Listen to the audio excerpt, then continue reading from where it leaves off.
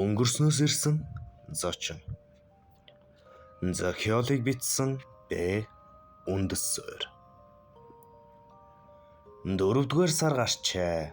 Дэлхий өөрөө хэсэг зуур дотгошоо санаа алдан бодолд автсан мэт нам гүм. Байгаль их урдын цасан хучлагыг шингээж газрын хөрс нойтон саарл өнгөтэй болж бор ногооны нүд гүйлгэнсэн ногоон туяа аажуухан цугалцсан. Уулсын орой цасны оромтой харин биел хормойд боронг давмгаалж түүгээр хээшиг тарсан ягаан яргүй улбар тагшаа гинэд ургаж хаврын нослог шивнээ мэт аянхлан үнэртэй болдог. Салхи гинэд хүчээ аван хуйларч үе ууртай нохоо мэт хутсан борооны өмнөх дууллыг шивнэн. Энэ бол хаврын салхи хүний сэтгэлийг огшоож хөөрөл гуниг хоёрыг зэрэг төрүүлдэг шидэд салхи юм. Суурин газрын зураг эргээд харахад өнгөрсөн улирлын шаргал өнгө хотын гудамж хашаа хороо бүрт шингээстэй. Хүмүүсийн алхах нь гунигтайч биш, баяртайч биш. Харин л нэг л төр зургийн зогсолтын сэтгэлтэй. Байшингийн цонхнууд аажимдаа онгойн намгүй майлуудын гадаа хуурай хувцас хийсэн. Хүмүүсийн яриач намуухан айдуухан сонсогдох төдий гудамжны күлгэр зам дээр цасан усны голбор тогтоц хайлья тулж урссан мөрүүлдсэн нь өвлийн сүүлчийн нулимс мэт мэдрэгдэнэ. Урин дулаан нэгэнт орсон болохоор ч тэрүү цасны захаас үл мэдэг ханзарч хайлан урсаж ихэсэн нь газрын өнгийг өөрчилж зам даган бор шар шаврагдсан нэмгэн горих үүснэ. Шавар шавхаа нэмэгдэж газар гიშгэх бүртээ хүн болгон хөлөө бохирдуулахгүй хичээнгээ гутлын хоншоороо өргөөд ин тэм дүсчин цавхчиж явна. Хүүхдүүд гэрийнхээ гадаа үсэрч харайсаар сургуульдаа яарч томчууд ажил төрөл рүүгээ дууг бэхэн алхана. Тэдний хөдөлгөөн хичнээн эрчтэйч бүгд л шаварт суухгүй төлөө нэг л болгоомжтой, нэг л зөөлөн алхах нь хаврын энэ улирлыг хэрхэн мэдэрч байгааг нь илтгэнэ. Энэ бол 2000 гаруй хүн амтай элдв хачин суурхалгүй тайван амгалан аж төрдөг жижигхэн суурин газар билээ.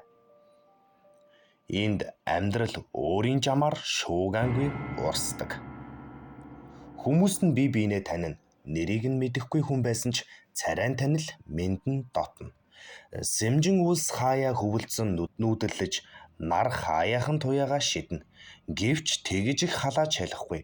Тэр болгон нарны гэрэл газрыг бүлээцүүлж чадахгүй ч модтын мөчөр дээр гинэд цухалдсан ногоо нахиа бор гэрүүдийн дээврээс шүүрэх туслуудыг өхөөрдөг шиг зөөлөн гунигтай гэрэл болно. Харин энэ үед сургуулийн хашааны хаалган дээр олноороо бөгнөрсөн үзэгдэл бий болсон байв. Тодорхойл бол 2-10 жилийн сурагчид бие биетэйгээ халз тулан зодтолдож байлаа.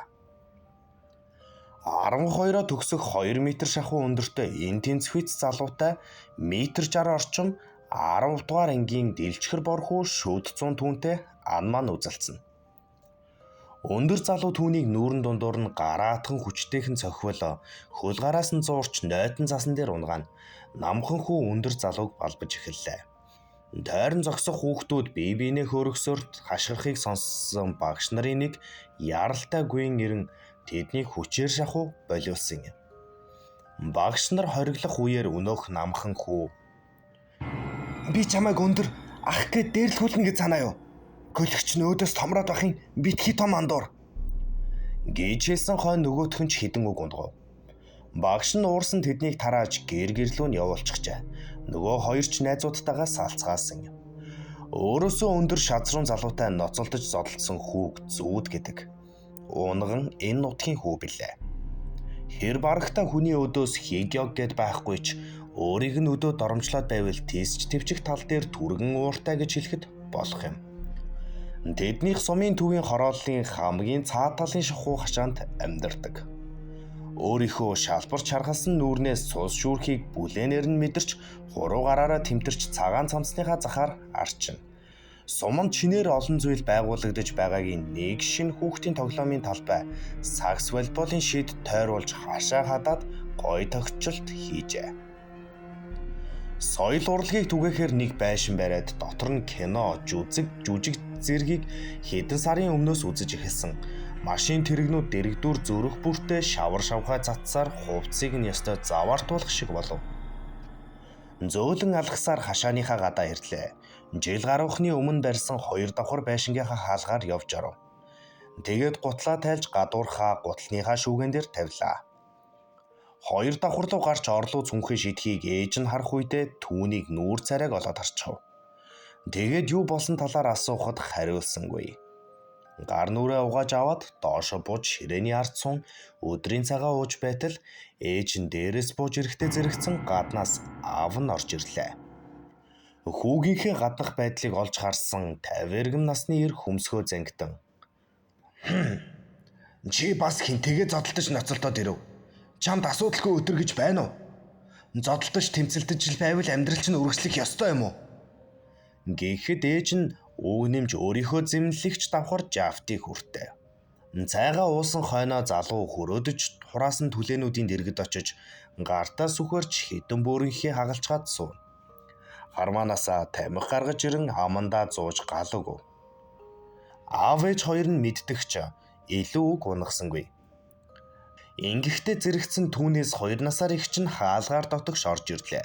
Дүүгийнхээ үйлдэлийг харан ширүүхэн хоолой шилгэлсэн муухай харцаар ядаж аав ээжийн нүдэн дээр наад хороо татахгүй байж болдоггүй юм уу? Тэгээд сургууль дээр яах гээд хүмүүстэй тэрсэлдээд байдгийм бэ? Аав ээжийнхээ нэр нүрийг бодсонгүй юу? Яаж гсэн хүн гэхээр болж бүтэхгүй болгонтой хутгалдаад байдаг муухай хүн бэ? Хүн алж хүрээд алчгаагүй л намайг 50 байлгачих болох уу? Тэд нар чинь намайг өдөөд байсан юрдөө хариуг нь өгсөн төдий. Хідэн новшнуудад дээрлэхүүлнэ гэж байхгүй шүү. Та намайг ядахнаа зэмлэхээ болчих. Ээж аав хангалттай үгэлсэн. Аав ээжийнхээ өдөө сөргөөж дэмэрсэн байх юм бол ярьшиг шүү зүгээр. Хэдий том болсон ч аав ээжийн өдөөс аваач гаргадаггүй байгаа шүү. Гэхэд их чинь байшин руугаа яваад орчихлоо. Залууч ямар ч шаардлагагүй хэрнээ талыг нь хагалж төдөлгүй сав тэрэг хоёр авч усанд явлаа. Тэднийхэн 300-аас нээх зөрөхгүй метрийн зайд модтой уулын наах нэгэн хуучирсан хүүхдийн тоглоомын талбай байдаг. Дүүжин савлуур зэрэг нүдэн тусч харагдана. Худагнаас ус авч буцаад гэртээ ирсэн хойно орон дээрээ хөвтөд байж байтал оройч боллоо. Зүүдэн дээрээ анх эгч хоёртой. Доороо охин эрэхтэй 2 дүүтэй. Өнөр өтгөн гэр бүлийн гишүүний нэг байлаа. Дэд чичээл номоо хийж байтал залуу утсаар цус орогчийн тухай кино ном уншиж байв. Оройн хоол болох үеэр доошо бууж бөөнөрөө нэг ширээн тойрон суцгаад. Бүгд тунчиг жаргалтай инээд хөрөөр дүүрэн байдаг. Баяр баясгалантай яриа хөрөө үргэлжилдэг. Цагч орой болжээ. Аав ээж хоёр нь доод давхарт хүүхдүүд 2 давхарт зэрэгцээ олон орнууд дээрээ хүнчлөө нөмрөд унтгаар хэвтцгэн. Тэнгэрт мандсан бүтэн сарны гэрэл бүдэг бадагхан байшингийн нэг хэсэгт гэрэлтэн. Бүгд унтсан хэдий ч зүүд нойр нь хүрэхгүй бодол болон байв. Тэгээд ямар нэгэн зүн совинд хөдлөгдөөд өндийн хойшог харсан цонхоор өдөр үзэгдэж байсан савлуурны зүг ширтэн. Тэр мөчөд тэнд хин нэгэн байх шиг үзэгдэв. Буруу харсан бахта гэж бодоод нүдэн ухалж дахин үзэх үед савлуур дээр хин нэгэн сууж дүүжгэнхийг үзхэн тэр. Цагаа харвал шөнийн 3 цаг өнгөрч байв. Энэ хар шөнөөр ямар эрүүл саруул ухаантай новшин тэнд савлуурдаж байдаг байна. Гажиг бас тэнийг юм. Гэд хэлж дуусаагүй өнөөгч нь болоод босч ирлээ. Гэнэтхэн ямар ч хөдөлгөөнгүй зогсож түүний зүг гараа даллах шиг боллоо. Залуу гайхах шиг болов. Төдөлдөлгийг гинэд алга болчихов.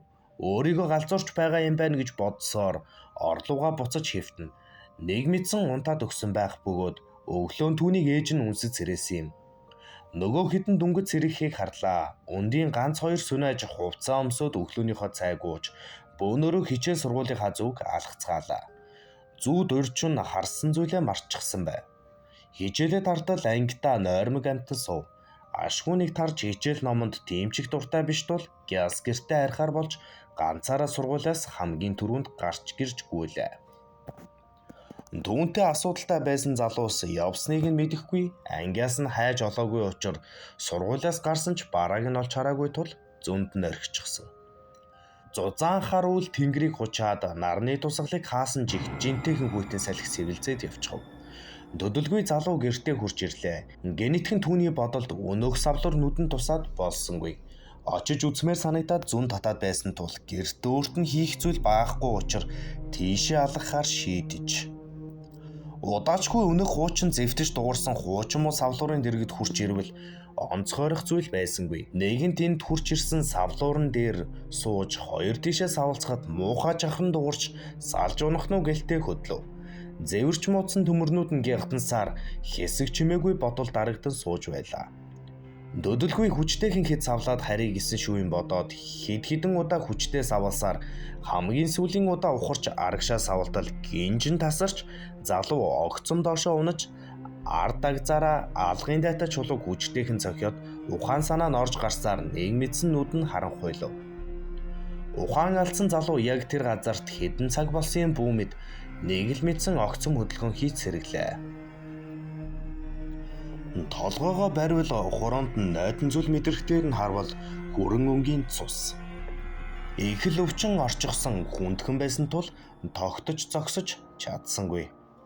Гадаа нар жаргаад бүрэнхийн ойргсон байхыг харжээ. Тэгээд гэрийнхаа зүг алгасаар хашааныхаа хаалганыхаа гадаа ирлээ.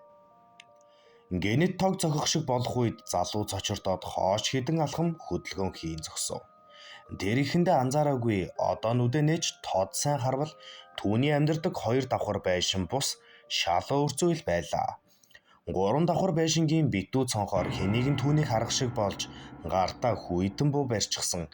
Нэг сум тавихад залуу жинхнээсээ гайхшралд орлоо. Удаагүй түүнийг эндээс зайл хэмээн хөөхөн тэр. Залууч цаашаа айдас хүйдэс болчихсон явахдаа нөгөө өвдөлтөөч мартчихсан байлаа. Гэхдээ нэх удаагүй залуу өмнө нь гудамжинд хэнийгэн явахыг харлаа. Нэх айхтар зүйл бодсонгүй. Ойрох орчмоо бүдэгхэн сарны гэрэлд харж ой тоондоо тогтоож зогсдол хачин жигтэй чимээ гарвал харсан зүг рүүгээ нүдэ гүйлэхтэл өнөөх нь түүний зүг хамаг хурдаараа гүйхийн зэрэгцээ сонин дуу гаргаад байжээ. Эргэж харж зүхтаасаар төдөлгүй ямар нэгэн зүйл тэглээд унчив. Нүдэрээ нөгөө хүний зүг тогтож хартал уруул амнаасаа хоёр том соёо гаргачихсан. Түүн рүү хазгаар дайрах гээд байв. Чадах чинээгээр амиа хамгаалахаар тэмцсэн юм. Дöдөлгүй түүний цонхон дунд сум нэвт өнгөрхийг харав. Хамаг зүрхэн савлаад ухаан санаа нь манарч хоош угарсаар нүдэ томруулсаар амьсгаатан байв. Түүнээс их хэмжээний цус асгарахыг харж золтой зүрх нь хаагдчихсангүй. Өөрийг нь аварсан нэгэн түүний баруун гараас угц татхад л ухаан орж байв. Чирэгдэх шахуу өнөөх тог цогсон хашаа руугаа явж ороод байшингийн хаалгыг нээж орлоо. Зүүд шууд нүдэндээ харагдах сандал дээр сууж тайвшрах хай бодоод өнөөх хүний үхлийг санаж хэцүүхэн байдалтай байж байтал тэнд зогсох 10 орчим тооны хүмүүс залуу руу ширтгэхийг тэр нэх анхаарч бодсонгүй. Хэнийгэн түүнд аяхтай хүйтэн ус өгөөд тайвшир гэж хэлсэн эмэгтэй хүний зөөлөн дуугаар түүний зүг харж айдас хүйтсээ алгуурхан мартав. Өөрийнх нь зүг харсан шарах сорив болсон сайхан хоолойтой бүсгүйн зүг ширтэж бодолдоо төвлөрнө. Генитхэн огцом хөдөлгөөн хийж орчин тойрноо харж танихгүй хүмүүсийн зүс царайг сайдар анхааран тогтоож байшинг сонжив. Түүний өмнө байх эмэгтэй рүү "Та нар хэн бэ? Энэ манай байшин яагаад өөрчлөгдчихсэн юм бэ? Харин чи өөрөө хэн бэ? Энэ бол бидний оргондог байруудын нэг. Хаанаас гарч ирсэн мэддэхгүй хачин хүн. Чамайг яагаад харанхуй шөнөөр өөрийгөө хамгаалах зэвсэггүй тэнэж яваагч нь мэдмээр байна" гэж өнөөх эмэгтэй асуув. "Энэ бол өнөөдрийг хүртэл миний гэр бүлийнхэнтэйгээ амьдардаг байсан байшин. Хоёр давхар байрлал хийдэж одоо хэнийг мэддэхгүй бас хачин хив маягтайгаар сүндэрлээд байж ах юм. Чи дүнгийн цаг хүн алчлаа. Тэр галзуу өвчин тусчихсан байсан юм уу?" Гэхэд нөгөө хэд өөрийг нь галзуу солиотын юм шиг харах нь таалагдсангүй. Харин өнөөх эмэгтэй түүний харцнаас үнэн ярихыг ойлгохын сацуу ямар нэгэн мансууруулах бодис хэрэглээгүй талаар мэдэв. Чи тэгэхээр энд амьдардаг юм байна тийм үү? Гэж өнөөх эмэгтэйг асуухад "Тийм ээ. Энэ хугацаанд хаана байсан юм? Байшингаас холгүй байх хуучин хүүхдийн талбай дээр савлуурдаж байтал газарт хүчтэй унаж толгоогоо хүчтэй зөхиод сэрсэн чинь нэг иймэрхүү хачин байдалд орчихлоо. Эсвэл би зүудлээд байгаа юм уу? Үнэн дээр би юу ч ойлгохгүй байна. Тэгвэл одоо хэдэн он бэ? 2024 он. Яасан? Гэхэд бүгд л их гайхан харж байлаа. Эмэгтэй бодлого ширч зогсож түүний зүг өөрийнхөө гайхамшигт бор нүдэрээ ширтэн чамайг яаж энэ цаг хугацаанд ирснийг мэдэхгүй ч одоо 2024 он биш. Тэгээд хэдэн он гэж? 3207 оны 6 дугаар сар. Хүн төрлөختөн устж үгүй болох дээрээ тулж чиний харсан тиймэрхүү хүмүүстэй тэмцэж байна. Тэд бол хүний цусаар хоололдог хортон шавжил гэсэн үг. Бид цус сорогчдын 900 амьд үлдэхээр тэмцэж байна. Сүүлчийн хүн төрлөختөн гэхэд залуу мэл гайхаж цэл хөхөрлөө. Хизээш таамаглаж байгаагүй үгийг сонссон тул амаа ангасаар хэсэг зогсох бүлгөө. 2 дугаар хэсэг. 1000 гаруй жилийн түүхийг эзэнгүй талбайд унтаж өнгөрүүлсэн гэж хэлэх гээд байгаа юм уу? Гэхэд олны дундаас нэг нь хачин хэрнээ сонирхолтой айл юм. Бурхан минь гэсээр тэрүүхэн тэндээ эргэлцээр Демилус гизэг арьснаасаа тадан чангааз зулгааж өвчин оруулна. Яаж ийм зүйл болсон юм бэ? Хинч наадхны чинь талаар мэдэхгүй. Гэж бүсгүй хэлэхэд сэлэнбуу барьсан нөгөө хэдийн зүг харсан өнөөх эмэгтэйгээс манай байшингийн буурин дээр боссон энэ барилгын эзэн хэн бэ? Ядахна ямар хүн байгааг нь харж болох уу? Гэсээр түүний зүг хариулт авах гэж харлаа. Дээд давхраас 2 хүн шатаар ижилсэн алхасаар бууж ирлээ. Эрэгтэй эмэгтэй хоёрын зүс царай их л цагаан цэвэрхэн төрхтэй. Нэг нь нуруундаа ном сэлэм 2 агссан. Эрэгтэй нийжилхэн 2 буу үүрсэн байв. Эрэгтэй гараараа зангахад зүүдийг өнөөх эмэгтэй үгэнд нь орохыг харвал толгойлогч нь аж. Дэрэгдэн байсан ширүүн харцтай хөмсгөө зангидсан бүсгүй Демил ханналж 2 гараа зөрвөлж харагдана. Эрэгтэй 1000 жилийн түүхийг алгасаад өнгөрснөөс ирээдүйд хурж ирсэн гэд байна уу? Харцнаас ч угаасаа юм ойлгох шинжийг олж харахгүй байна. Өөр юу ч гэх вэ? Өөрийн чинь ярих тэр байшингаас хойш олон дахин шинжлэгдэн барьсаар 200 жилийн өмнө энэ байшин баригдсан. Энэ цус сорогчийн түүх нэлээд эртнээс улбаатай. Бид хоёр бол таны үр удмын сүүлчийн үр сад. Намайг тойрог, түүнийг эвэрхий. Энэ бол манай бүлгэм. Хүн төрлөختөн мөхөл рүүгээ явж байна. Хин ямар шалтгаанаар өнгөрснөөс чамайг хинд аваад ирснийг хэлж мэдэхгүй ч учир холбоо бий л байх. Та нараас өөр хүн байгаа юу?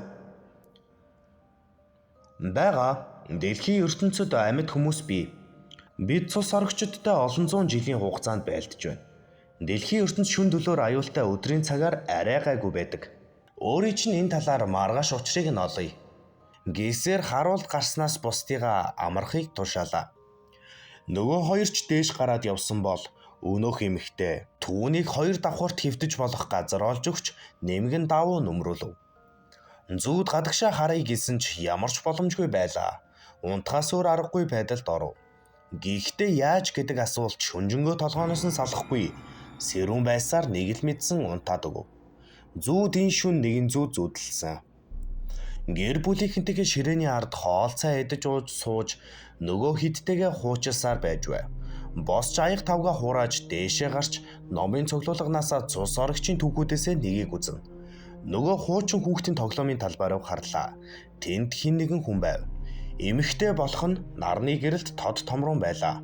Тэр савлуур дээр суун савлуурдах ба төдөлгүй босч ирлээ. Түүний зүг 2 гараараа далалахыг олж харав. Гэнэтхэн алга болж түүний яг хажууд гарч ирэх үед цочин сэрлээ. Хүмүүс хөл хөдөлгөөн болж буйг харан босч ирэв.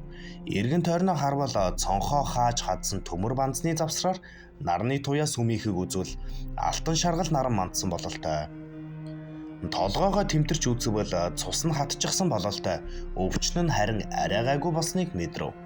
Төд удалгүй өчигдрийн эмэгтэй түүнийг олж харан дуудлаа. Өөрийгөө танилцуулахдаа нэрээ Биир гэж байсан. Доош буутал хүмүүс алга. Харин ширээнд тойрог эвэрхий 2 багахан зассан хоолны ширээний ард суусан харагдана. Зүүд ч өнөөх хоёрын зүг харах үед гараа занган суухыг хүсгээд зэрэгцээ шахуу сууж байтал биер мөн адил нөгөө талд нь суулаа. Би өнөөдөр буцнаа гэж хэлэн өнөөх гурав гайхас хийлээ.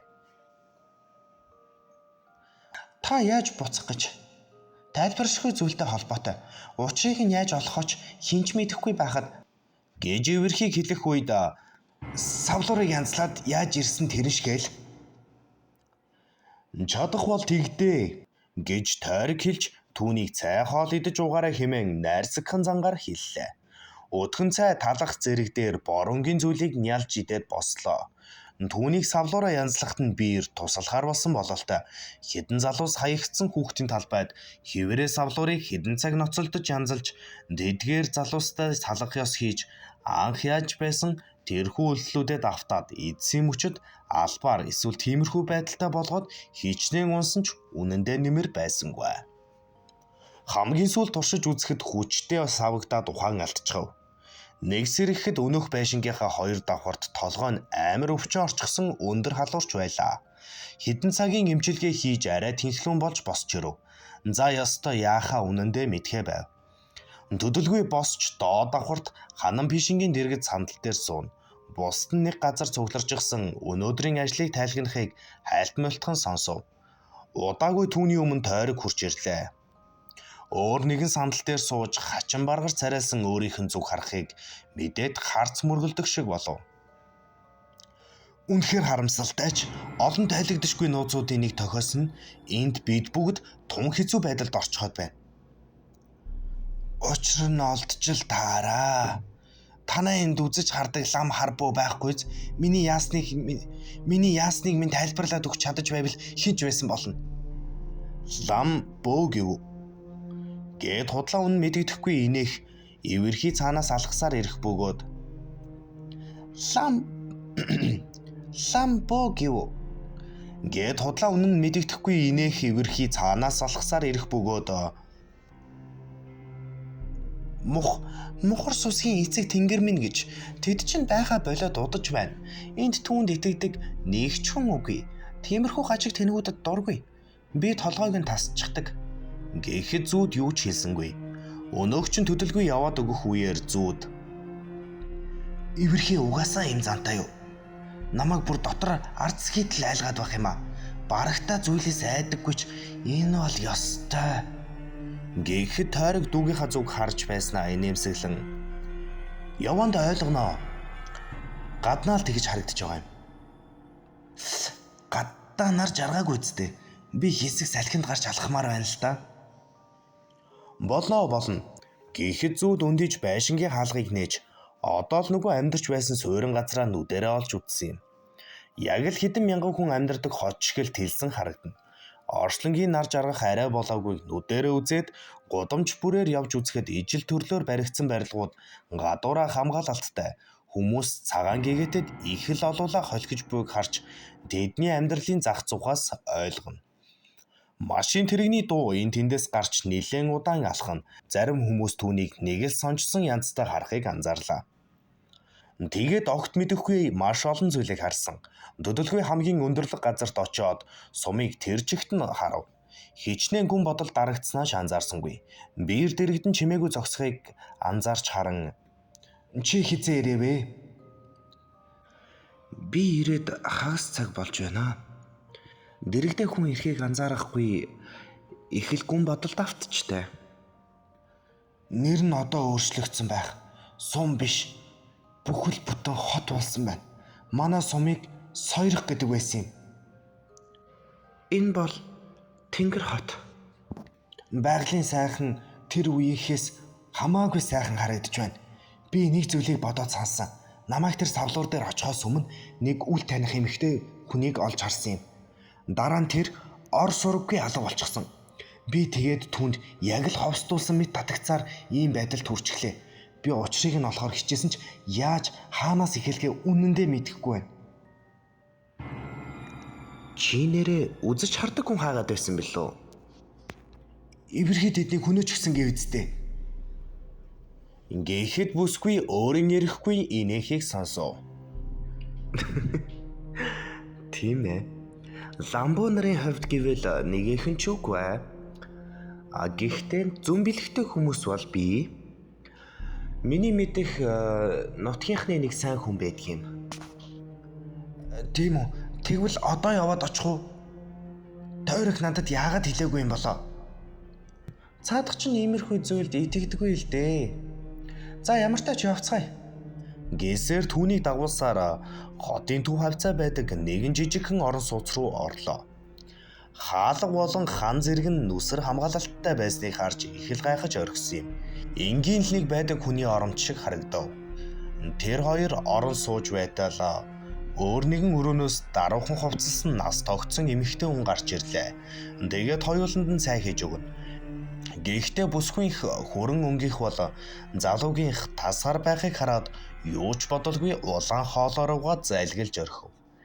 Гэтэл аман дотор нь хилэн дээр нь ямар нэгэн зүйл гарч өвчин орох шиг хүндүрлэхэд нэг л сонирн болохыг анзаарсан эмэгтэй суудлаасаа босч нэг зузаан цаасыг аваад түүнтэйгээ богиноштой хутга авсаар түүний өмнө ирэн "Амаа нэ, чиний хилэн дээр гарсан зүйлийг авах хэрэгтэй байна."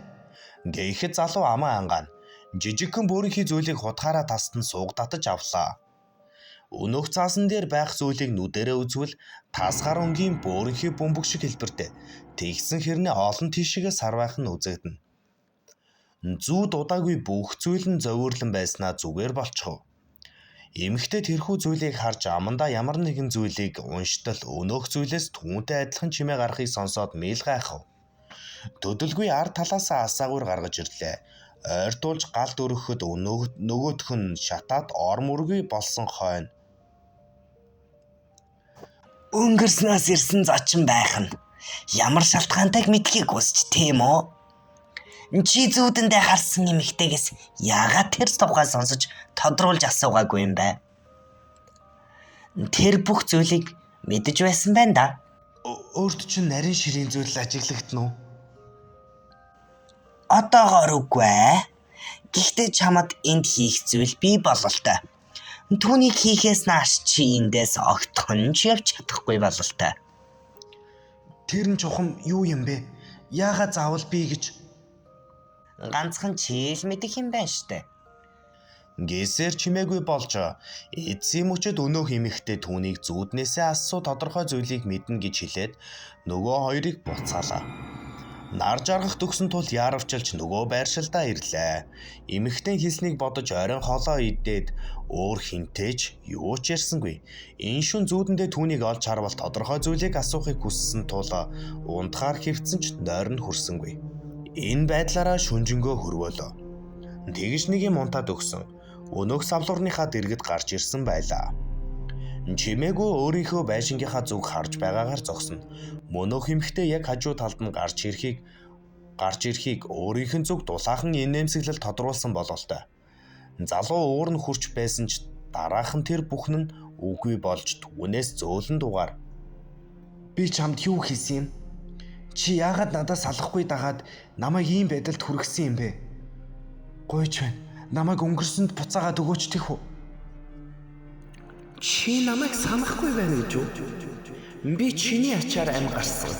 Өөрийнхөө хийсэн сайн үйлийг санахгүй байна гэж үү? Чи айгүй бол хүнтэй андуурсан бололтой. Яг тийм байна. Хүн андуурчгаж. Би хэнийг ч андуураагүй. Намайг санахгүй байгаа мó? Үнэхээр үү? Гисээр ойлгох нь их л сонин. Гэхдээ үнэндээ зүүд яг юу санаж ойлгох ёстойгоо үнэндээ ойлгосонгүй. Өөрт нь гомдоод ойлгох нь бас тулгамдаад яахаа мэдсэнгүй. Зүгээр л түүнийг тайвшруулах гэж зогсохдоо тунгаан бодно. 2 дугаар хэсэг төгсөв.